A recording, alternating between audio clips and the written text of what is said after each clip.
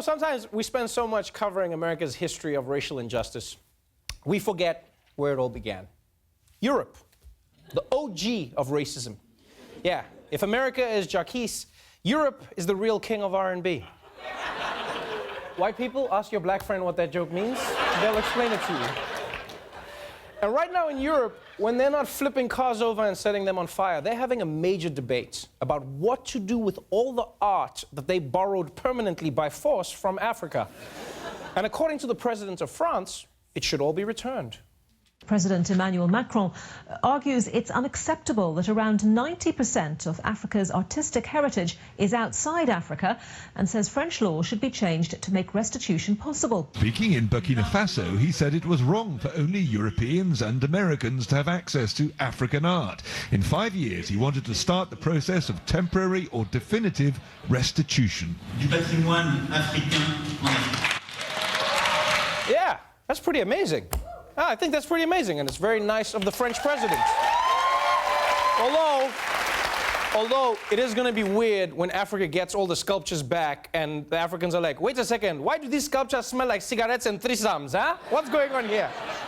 Although, honestly, I do think if after profiting off of all of this art for all these years, they're just going to give it back, I don't think that's enough. I think France should give the art back with interest. Yeah, they should. I think Africa should choose some European art. They should be like, okay, thank you for giving us our art back. We will also take that creepy white lady and the guy with the tiny penis, eh? But it's kudos to Macron. He's doing something. And unfortunately, not everyone in Europe is as remorseful as Macron. In fact, some Europeans in the art world believe that they did Africa a favor by stealing our shit. They became works of art in museums because Europeans said it's art, you know? It's not from Africa. It was not art. It was meant to disappear. It was meant to disappear? It was meant to disappear? That is some next level shade. This asshole is saying that when Africans made stuff like this, they didn't know that they were making art. So if this wasn't art, what did Africans think they were making? The world's most uncomfortable butt plug? What were they making? And here's another thing. Whether it was art or a table or a piece of trash, it still belongs to Africa. I mean, Europe wouldn't stand for it if the situation was reversed. Africa couldn't get away with taking anything from Europe, even if it was something they didn't want, like Greece. I mean, yeah, sure, it doesn't work and it smells like feta cheese, but it still belongs in Europe, and they would want it back. Oh, and then you have the Europeans who say they wish they could return the art to Africa. They really do. But they just don't think Africa's ready for that kind of responsibility. Western museums have often resisted repatriating art, arguing that they can take better care of it. Returning the objects is possibly a good point. Entering into dialogue is the best thing that we can do. But who are we going to return the objects to? It's one of these things that looks like morally on its face. Give it back to who it belongs. Well, who does it belong to? And it hasn't been in that country for over 100 years. And, you know, look, France built the whole Musée Ébranlé to respect these objects, to preserve them, to show them. Yeah, how are the Africans going to... You know, this is some sneaky-ass logic if you think about it. Because their argument is basically, you Africans cannot protect your art. We know that because we stole it from you, huh? We took it all. But seriously, though, how dare Europe imply that Africa can't protect its own art? You want to talk security? You guys have a bunch of sleepy museum cops guarding your art. We got lions, bitch, okay? We got lions, and those lions will guard that sculpture better than anybody could. Oh, shit, bad Simba! Simba, come on! You're holding us back, man. Now, look, it is true.